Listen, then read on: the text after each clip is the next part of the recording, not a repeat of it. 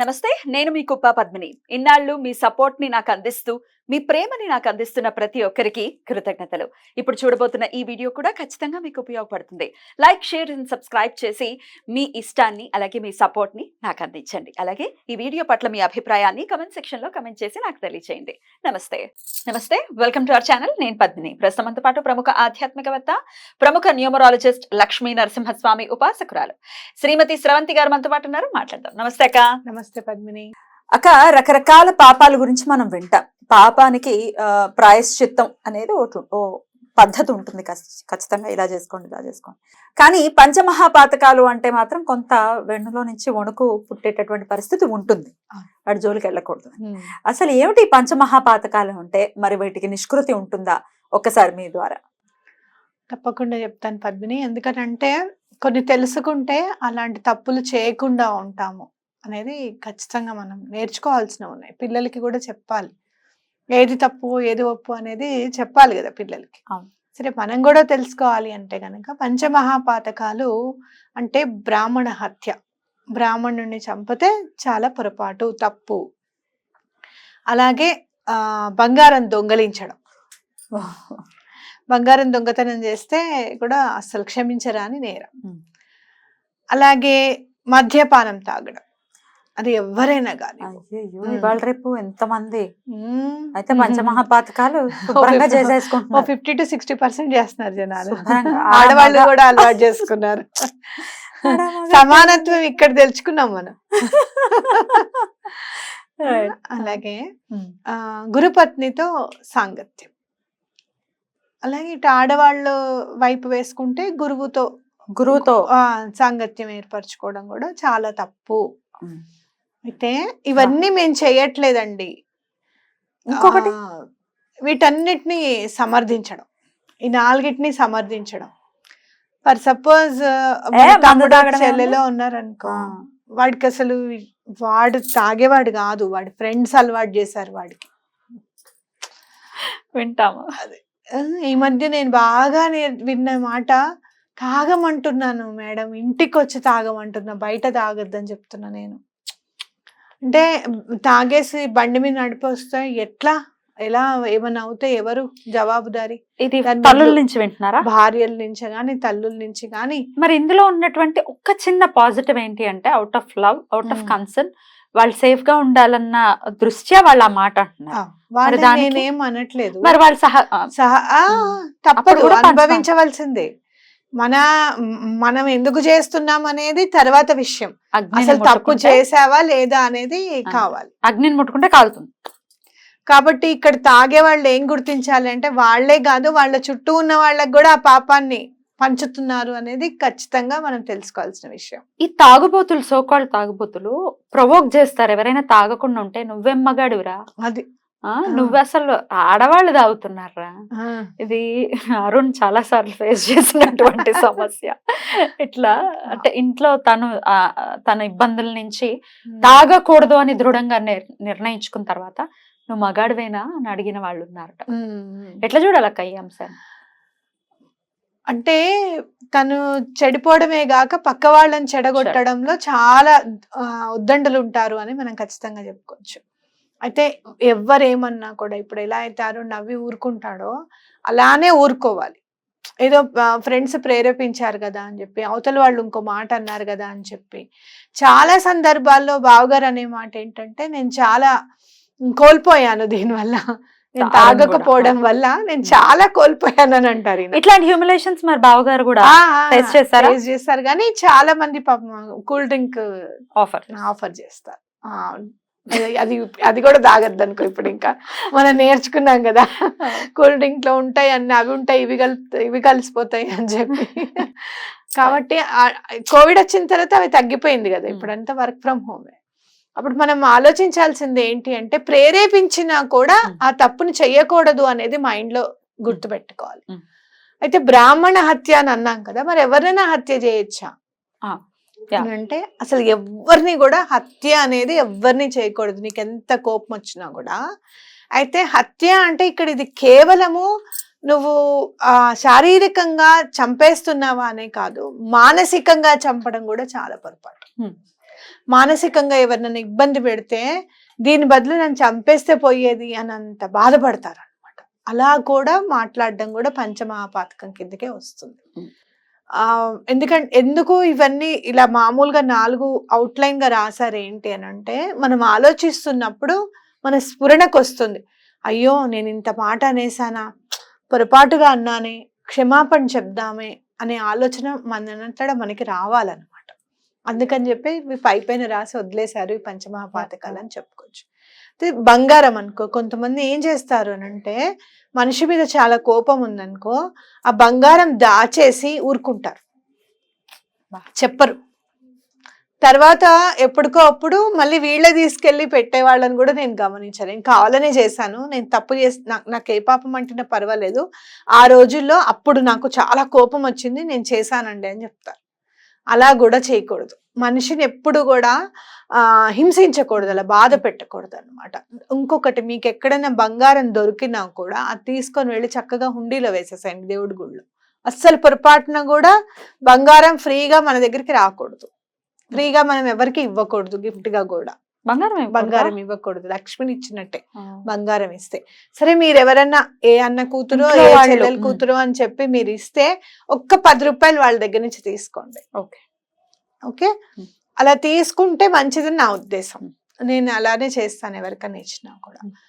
అయితే ఇంకోటి మనం ఇక్కడ చూడాల్సింది ఏంటి అంటే, ఇవాళ రేపు సమాజంలో గురుపత్ని సాంగత్యం, అసలు గురుపత్ని సాంగత్యమే కాదు, అవతల ఎవరైనా మీరు ఫ్రెండ్స్ ఉన్నారనుకో, ఏదో ఒక సలహా అడుగుతారు కదా, ఏదో ఒక మంచి గురించి సలహా అడుగుతారు కదా, ఎంత నిగూఢంగా ఉంటుందో చూడేది.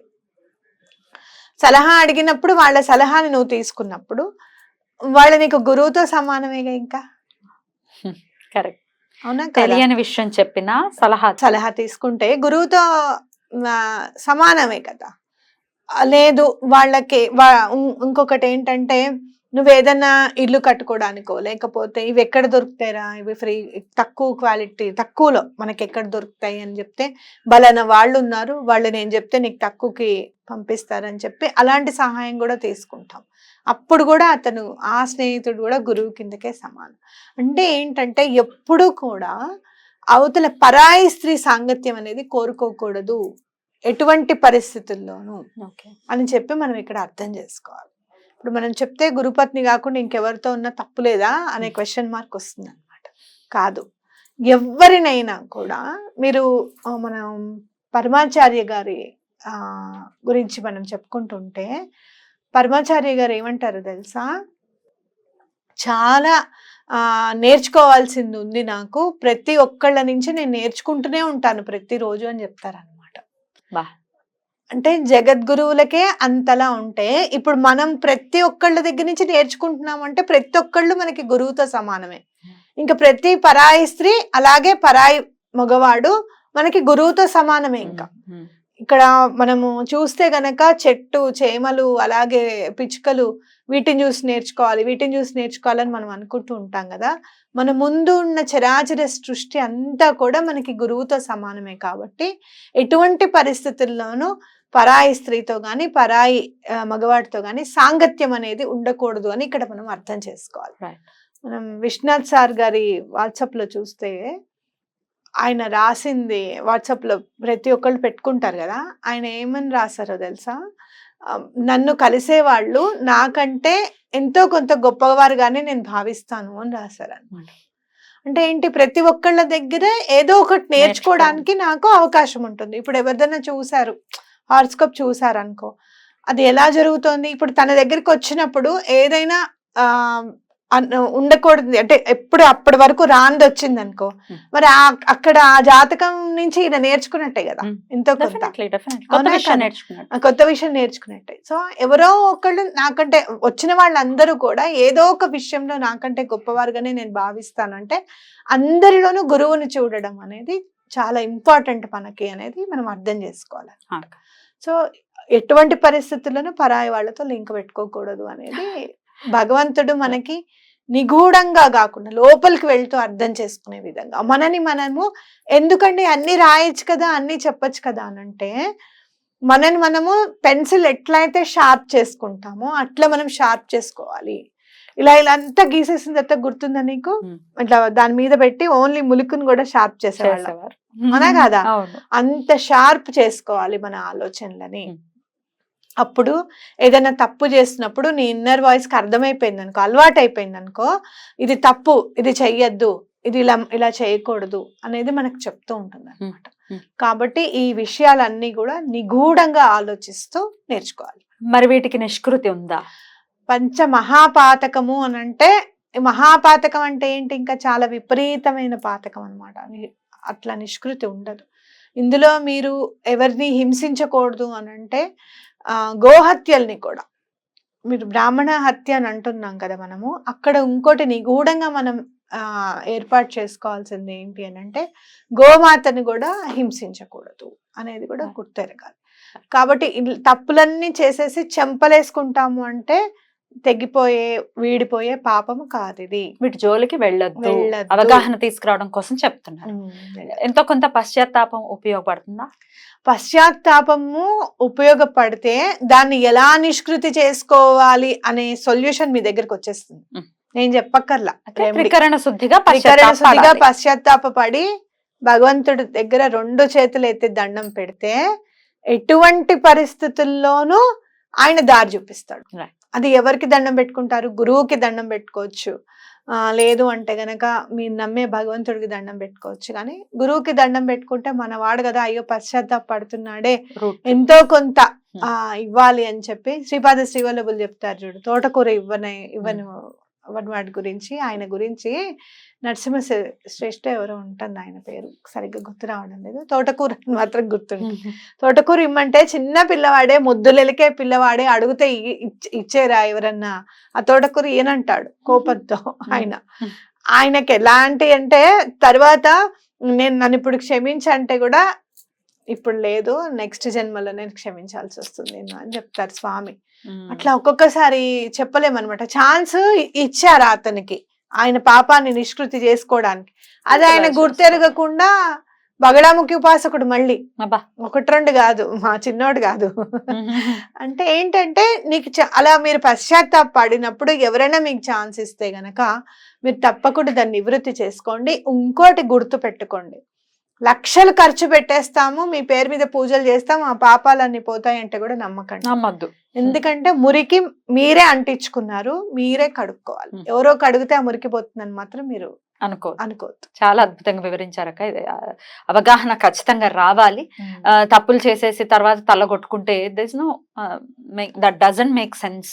డెఫినెట్ గా జాగ్రత్త అవసరం. కాబట్టి చాలా అద్భుతమైనటువంటి ఇంకొకటి చెప్తాను పద్మిని, ఎప్పుడైనా కూడా మీరు బలానా దాంట్లో ఎవరైనా ఫర్ సపోజ్ అక్క చెల్లెళ్ళు గాను అన్న తమ్ముళ్ళు గాను చేశారు, నటించింది నీకు అంటే, నోటితో కూడా ఎవరిని ఇబ్బంది పెట్టకూడదు అనమాట. ఇంతమంది 1000 కోట్ల జనాల్ని చిచిచి అనిపించుకున్నాడు కాబట్టి ఈ రోజు అలా చంచల్ కూడా జైల్లో ఉన్నాడు. చాలా బ్యూటిఫుల్ గా ఎక్స్ప్లెయిన్ చేశారక్క. చాలా చాలా కృతజ్ఞతలు. నమస్కారం.